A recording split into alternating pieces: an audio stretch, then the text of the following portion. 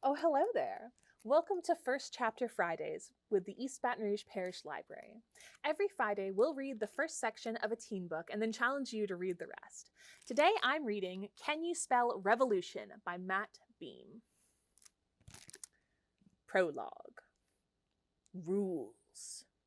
They were what he hated most. He hated them more than bubblegum on his shoe. He hated them more than Mrs. Topper's suspicious gaze. He might have even hated them more than Principal Dorfman's nasty accusation. Rules, Cloud said, were the root of all evil. And believe me, when Cloud McFadden said something, he meant it. Is there a word that means bored out of your brains and totally powerless? I doubt it. But that's exactly how I felt sitting in the first school assembly of second year this term. Not only was I stuck in the worst, most torturous part of the school week, I had somehow gotten myself trapped between Mrs. Topper, my strict 8th grade teacher, and her favorite student, Sally Walder, at the back of the auditorium. It was the first week of the second term, so Principal Dorfman, also known as the Penguin because he waddled through the hallways, was outlining his plan for the coming year at Laverton Middle School. "And so, for the good of your education," he said into the microphone on the podium, "and for the good of the education of the students to your left, and for the good of the education to the students to your right, and for the good of the education to the students in front of you, I'm going to review a few rules with you." On one side of the auditorium, I could see Doug, my old best friend, goofing around with a couple of his football friends right under the nose of Mr. Evans, their easygoing teacher. Doug and I are in different classes this year because Mom called the school in summer, insisting that we were separated.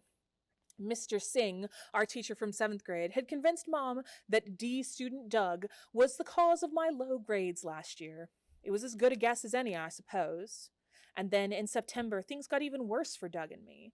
I didn't want to try out for the football team, but I told him that Mom was making me come home to study every afternoon.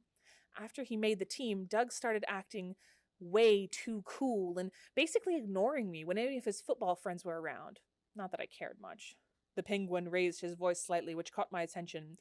"And what that means, student, is that the school notice collector from each class, and only the school notice collector from each class, may come down to the office to retrieve the school notices. His or her best friend may not replace the school notice collector without permission from the teacher, and no, his or her best friend may not accompany the school notice collector to the office. Only, and I repeat, only the school notice collector has permission to leave class." My eye caught some movement on the other side of the auditorium. It was Harriet Frost and Alita Merrill giggling and pointing at some poor 7th grader who was unfortunately sporting a bowl cut. Harriet and Alita had become the obvious leaders of the long-standing and exclusive Laverton Middle School club called the Magnas. The Magnas were basically the most popular 8th grade girls. Most of the students knew that 10 7th grade girls were chosen to be the Magnas at the end of the year by the current members, but it wasn't like there was a PA announcement about it. You got the spot in the new group by the gold pins they wore, which were always in the shape of an M. This year, it was clear that Harriet and Alita were trying to make their Magna membership a big deal. In October, the two girls had held a loud and public Magna meeting at the center of the basketball court, which made it evident to the other 8 members that they were in charge. Everyone heard about it, and so the whole school was introduced to the new and not-so-improved Magnas. If there was something you owned that the Magnas wanted, or simply didn't want you to have, you were definitely going to find out about it. Quickly. 7th grade Claire Souls was their first serious victim when she risked walking home with the handsome Zach, the quarterback, 2 days in a row. The Magnas weren't about to declare their collective and unconditional love for cool guys like Zach, but they also weren't going to let anyone else near him. A rumor about Claire's bad breath soon made it into the walls of the 7th grade girls' bathroom, and before you knew it, even the 5th graders were calling Claire Stinky Breath Souls. Zach wasn't the kind of guy to risk his popularity for a cute but insignificant 7th grader, which I'm sure the Magnas had counted on. I saw Claire sitting a couple of rows in front of me in assembly, her shoulders slumped. She still hadn't recovered from crossing the Magnas path. I sighed and looked out the auditorium window. The January sky was so dull and gray that you could just barely see tiny flakes, which looked more like rain than snow. I was just beginning to count my lucky stars that I was inside and warm instead of outside and cold when Mrs. Topper's voice penetrated my thoughts. "Chris," she hissed, pointing to the front, "sit up and pay attention." I sighed again, slowly straightening up and looked to the front. Principal Dorfman was gone, and Suzanne Miranda was reading the student council minutes.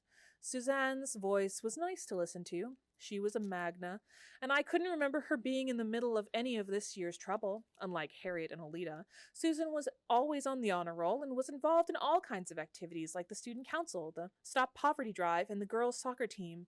Yet somehow managed not to rub this success in anyone's face, and was cool enough to hang with the Magnas. She was way, way out of my league. I leaned back and decided that if I had to endure more assembly, I might as well try and enjoy it. I blocked out the details of the student council minutes and listened to Suzanne's peaceful voice. It was a calm before the storm, before the mysterious clouds suddenly moved into my life. If you would like to hear more, you'll have to read the rest of Can You Spell Revolution by Matt Beam. You can give us a call and pick it up at any of our 14 library locations. Happy Friday. Bye.